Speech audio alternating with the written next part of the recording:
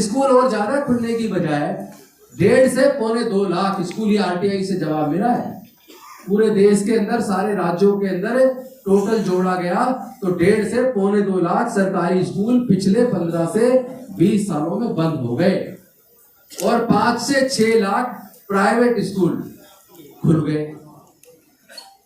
स्कूलों में टीचरों की भर्ती सरकारी स्कूलों में ना किया जाना, सरकारी स्कूलों को धीरे धीरे कमजोर किया जाना और उसमें नो डिटेंशन पॉलिसी लाकर 1ली से 8वीं तक के बच्चों को ऐसे ही बिना पढ़ाई पास करना और उसमें यह कानून बना देना कि जो 9वीं में फेल हो जाए उसे स्कूल से निकाल दो। ये पूरी की पूरी स्क्रिप्ट, ये साजिश उन लोगों ने लिखी जिन्होंने हमें एक साजिश के तहत 3500 साल गुलाम बना के रखा।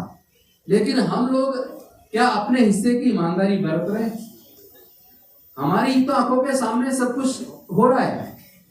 हमारे ही आंखों के सामने जो डॉक्टर बाबा साहब अम्बेडकर रिजर्वेशन की व्यवस्था देकर गए, इतने सारे पीएसयू जो भारत सरकार ने बनाए पिछले 70 सालों में, पिछले 20 सालों में उसमें से 80% तो बिक चुके हैं।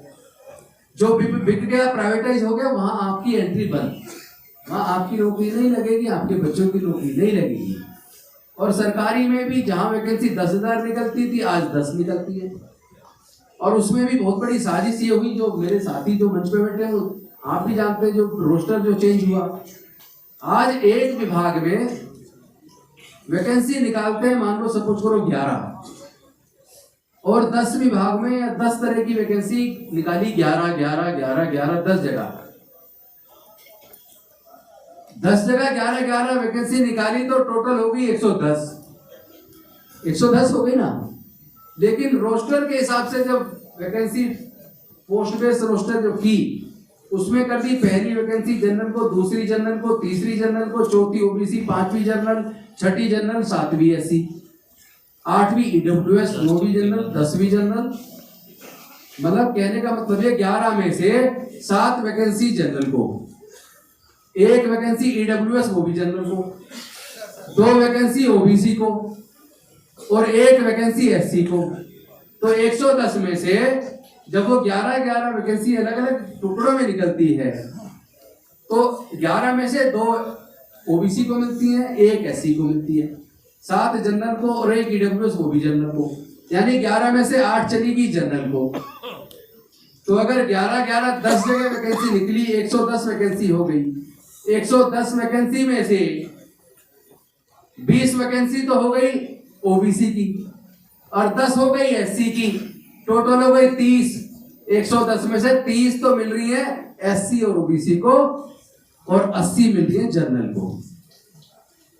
और कहने को आप कहेंगे 49.5% रिजर्वेशन है एससी एसटी ओबीसी का, लेकिन 110 में से 30 वैकेंसी का परसेंटेज निकाल लीजिए, आपको 49.5 मिल रहा है या आपको समेट दिया 25% 20% पे। तो ये इस तरह की साजिश रच दी गई है कि सरकारी संस्थानों को बेच के प्राइवेटाइज कर दो तो इनकी एंट्री, वैसे एससी एसटी ओबीसी की एंट्री वहां बंद हो जाएगी, और सरकारी स्कूलों को इतना कमजोर कर दो कि वो स्कूल, सरकारी स्कूल मजदूर पैदा करने वाली फैक्ट्री में तब्दील हो जाए, क्योंकि वहां से पढ़ के बच्चा कुछ बनेगा तो नहीं, तो फिर मजदूर बनेगा और जो मजदूर बनता है वही गुलाम बनता है। यानी कुल मिलाकर पूरी की पूरी साजिश हमारे इस पूरे बहुजन समाज को, बहुसंख्यक समाज को दोबारा से गुलाम बनाने की साजिश वर्षों पहले शुरू हुई थी और आज वो लगभग सफल हो रही है। हम लोग इतना सारा पैसा, इतनी सारी मालाओं में, गुलदस्तों में इसमें खर्च कर रहे हैं और मुझे लगता है, मेरी तो निवेदन है भाई है मेरे केपी चौधरी, हम वर्षों से संघर्ष करते हैं, आप मालाओं के पैसे को थोड़ा कम करके एक सिंगल झंडी का फुल हुआ है, ठीक है, एक सिंगल झंडी के एक फूल से स्वागत करो, ना तो कोई ये सोल पढ़ाने की जरूरत है, ना ये सर पे इतनी बड़ी ये पगड़ी, इसके ये इतना सारा पैसा खर्च हुआ है, इसी पैसे को समाज के विकास में कहीं और अपने संगठन को मजबूत करने में लगा लो। ये योजना आपको बनानी चाहिए। और हमारी गलती ये है कि हमने कैडर स्थापित नहीं किया, उन्होंने आरएसएस का कैडर स्थापित कर दिया, वहां से कैडराइज होकर लोग निकल रहे हैं और वो किस तरह, आप जानते हैं किस तरह उन्माद फैला रहे, लोगों में भय पैदा कर रहे हैं, डर पैदा कर रहे हैं। जानते हैं वो भी है कि इससे देश में जो लोग जहां रह रहे हैं वहीं रहेंगे, कहीं नहीं जाना, कोई सोचता हो कि इसको पाकिस्तान भेज देंगे, इसको वहां भेज देंगे, पाकिस्तान हमारे देश के एक नागरिक को भी स्वीकार नहीं करेगा। ये गलती दिमाग में गलतफहमी निकाल दे रहा है कि भाई पाकिस्तान इसको भेज देंगे और उसको वहां भेज देंगे। सबने भारत में रहना, सब भारत की मिट्टी में पैदा हुए, सब भारतवासी हैं। बाबा साहब कहते थे मुझे ये बात पसंद है, मैं पहले भी भारतीय हूँ और अंत में भी भारतीय हूँ, तो भारतीय बनो। पूरे दुनिया में कहीं जाति नहीं है, अमेरिका में जाति नहीं है, इंग्लैंड में जाति नहीं है, जर्मनी में जाति नहीं है, फ्रांस में जाति नहीं है, रशिया में जाति नहीं है, जापान में जाति नहीं है, चाइना में जाति नहीं है, न्यूजीलैंड में जाति नहीं है, अमेरिका और ऑस्ट्रेलिया में जाति नहीं है। जाति केवल भारत में है और भारत में जाति की वजह से उत्पीड़न है। जब तक जाति रहेगी तब तक जाति का उत्पीड़न रहेगा। तो अगर जाति की वजह से उत्पन्न है तो जाति को खत्म करने की जरूरत है। पर क्या हम लोग जाति खत्म करने को तैयार हैं? हम ये तो कहते हैं हमारे साथ जातिवाद हो रहा है, जातिगत उत्पीड़न हो रहा है, लेकिन हम ही वो लोग हैं जो बोर्ड लगा के कहते हैं दी ग्रेट चमार, दी ग्रेट वाल्मीकि। अरे सब अपनी अपनी जाति को ग्रेट बता के जाति व्यवस्था को मजबूत करने में लगे हुए हो। तो जाति को खत्म करोगे या नहीं करोगे? डॉक्टर बाबा साहब अम्बेडकर इस बात को बहुत अच्छे से समझ गए थे कि जब तक जाति रहेगी तब तक जाति का उत्पीड़न रहेगा, और जाति की वजह से हमारा हजारों साल तक उत्पीड़न हुआ है और जाति ब्राह्मण ने बनाई, उसका सारे संसाधनों पर कब्जा है। खेत की जमीन, जल जंगल जमीन कोई माँ के पेट से लेकर पैदा होता है? उनके पास जमीन है, हमारे पास जमीन क्यों नहीं है? क्या हमारे समाज के लोग अपना हिस्सा मांगेंगे या नहीं मांगेंगे? हमारा हिस्सा कहां गया? दुनिया ने तरक्की की, भारत ने भी तरक्की की, पर तरक्की में हमारा हिस्सा कहां है? क्या बहुजन समाज के लोग अपने हिस्से की बात कभी करेंगे या नहीं करेंगे? केवल ले दे के नौकरी मिली थी, वो भी नहीं। तो पॉलिटिकल रिजर्वेशन बाबा साहब ने दिया, लेकिन वहां जाके गूंगे बहरे बन के बैठ जाते हैं मंच के ऊपर, संसद के अंदर बैठ जाते हैं, विधानसभा के अंदर बैठ जाते हैं, समाज के दुख दर्द की बात करते नहीं, उनके मुद्दों को उठाते नहीं, गुलाम बन के बैठ जाते हैं। पट्टा डाल रखा है, दुख मरना चाहिए।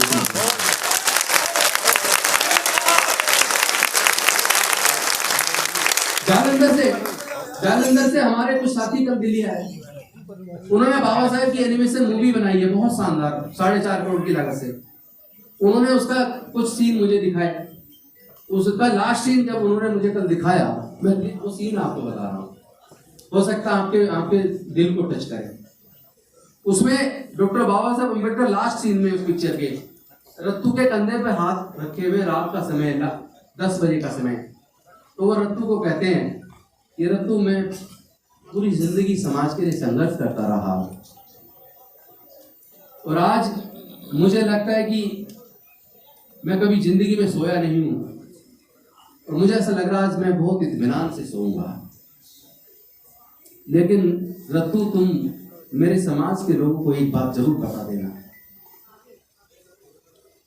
कि ये कारवां यहां तक बड़ी मुसीबतों के बाद में यहां तक लेकर आया, बहुत कष्ट सहा, अखबारों के माध्यम से भी, दूसरे माध्यम से बहुत मुझे गालियां दी, बहुत धमकी दी, तो बहुत कष्ट के बाद इस मूवमेंट को यहां तक लाया, अपने लोगों को अधिकार दिलाए। लेकिन मुझे मेरे अपने ही कुछ साथियों ने धोखा दिया। अब तुम मेरे समाज के लोगों को ये जरूर बता देना कि भाई इस कारवां को कुछ भी करना पड़े पर आगे लेकर जाना, और आगे अगर ना ले जा पाओ तो कम से कम से जहां तक लाए वहां तो रोक के रखना।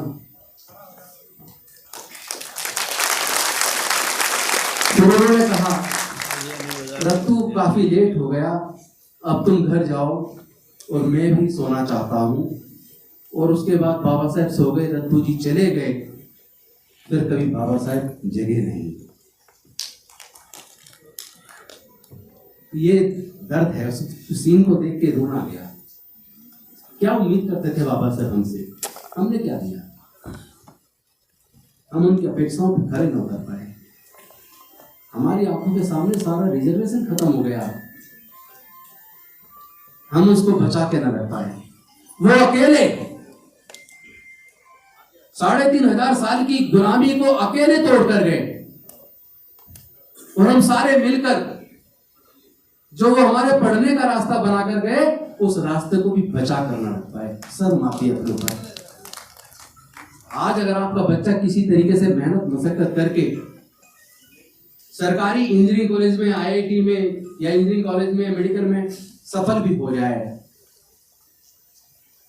एक साल की दिल्ली की बता रहा हूँ, और वही लगभग पूरे देश की थोड़ी भी 10-20-50 हजार ऊपर नीचे है।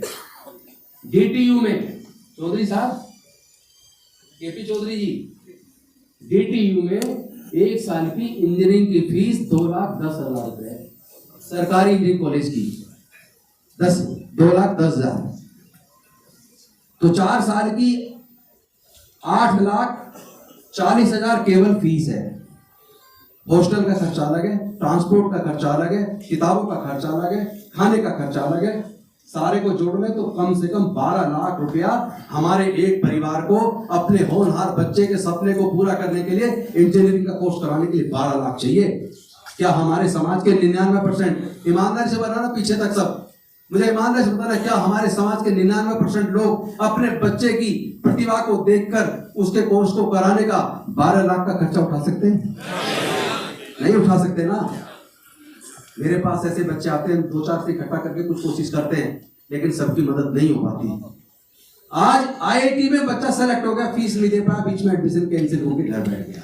कभी ड्रॉप आउट रेट देखो, कितने एडमिशन फर्स्ट ईयर में हुए और सेकंड ईयर में फीस ना देने की वजह से उनका मतलब इंजीनियरिंग से एडमिशन कैंसिल हो गया, आईआईटी से एडमिशन कैंसिल हो गया, और कुछ का तो फर्स्ट ईयर की भी फीस नहीं दे पाए।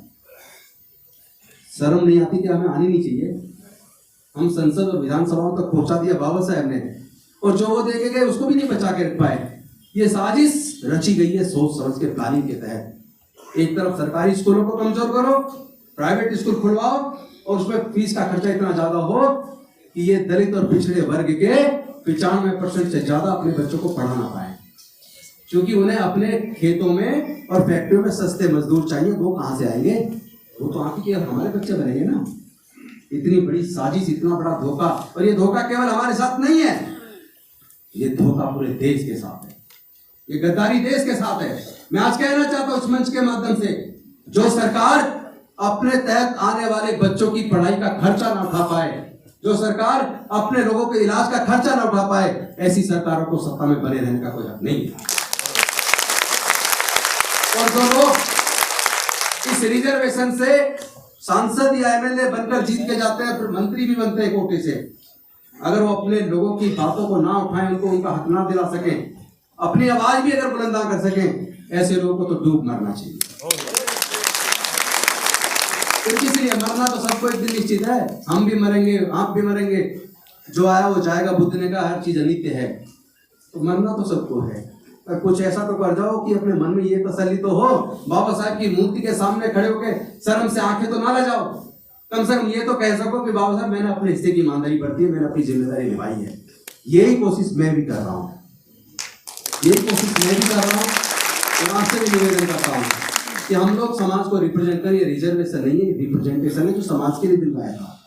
ये किसी एक व्यक्ति के लिए नहीं दिलवाया, ये रिप्रेजेंटेशन पूरे समाज के लिए दिलवाया था। तो हम लोग जो नौकरी में आए हैं, हम लोग जो अलग अलग संस्थानों में आए हैं, हम लोग जो एमपी एमएलए मंत्री बने हैं, हम लोग पूरे कम्युनिटी को रिप्रेजेंट कर रहे हैं। पर क्या वास्तव में रिप्रेजेंट कर रहे हैं या धोखा कर रहे हैं? ये अंतर करना पड़ेगा, और हमें अपने समाज को आज एकजुट करने की जरूरत है। जब तक हम जातियों में बटे रहेंगे, तब तक शोषण हमारा चलता रहेगा, और बहुत तेजी से गुलामी दोबारा हमारी तरफ बढ़ रही है। अगर उसको रोकना चाहते हो, अगर इस जातिगत उत्पीड़न से मुक्ति चाहते हो, तो जातियों को तोड़कर आपस में रोटी बेटी का रिश्ता करना शुरू करो। रोटी बेटी का रिश्ता करो, जातियों को खत्म करो। डॉक्टर बाबा साहब अम्बेडकर बुद्ध का धम्म देकर गए हैं, पूरी दुनिया उसको अपना रही है, 56 देशों में है, और अभी यूएनओ की रिपोर्ट आई है, आने वाले 2050 तक आधे से ज्यादा यूरोप बौद्ध बन जाएगा। आज जितने दुनिया में फिल्म कलाकार हैं, 67% से ज्यादा बौद्ध हैं पूरी दुनिया के। और जिस तरह युद्ध का वातावरण पूरी दुनिया में चल रहा है, और जातीय धर्म के नाम पे जो मार पड़ रहा है, उसमें वो समय बहुत जल्दी आने वाला है जब दुनिया में लोग दुखी हो जाएंगे, परेशान होंगे, और वो कहेंगे अब मुझे शांति की तलाश है। और शांति बुद्ध के धर्म में है, धर्म नहीं है। किसी भी धर्म का आदमी बौद्ध बन सकता। बौद्ध का मतलब एक ऐसी जीवनचर्या जो अंधविश्वास, पाखंडवाद को ना माने, जिसके मन में सबके प्रति दया, ममता, करुणा हो, समता, स्वतंत्रता, बंधुता और न्याय हो, जो सबके कल्याण की भावना रखे, वो किसी भी धर्म को मानने वाला आदमी बौद्ध हो सकता है। जो अपने जीवन के फैसले बुद्धि और विवेक से ले, वो बौद्ध हो सकता है।